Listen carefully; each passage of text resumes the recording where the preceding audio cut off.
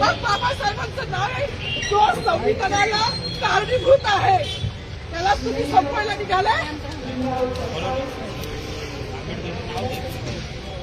पालकमंत्र्यांची फार मोठी चूक आहे मॅडम, माफी मागणार नाही, पण पालकमंत्र्यांनी त्यांची चूक पदरात घ्यावी.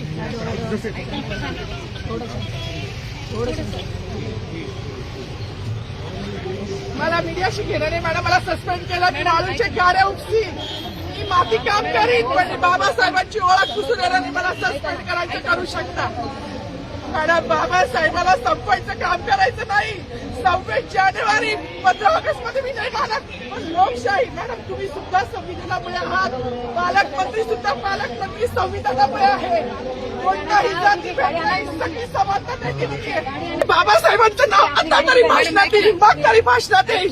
ज्या लोक संविधानाला लोकशाहीला कारणीभूत नाही त्यांची नावं वारंवार घेतली गेली. मग जो संविधानाला कारणीभूत आहे तो प्रजासत्ताक दिनाचा जो मानकरी आहे त्याचं नाव भाषणात का नाही.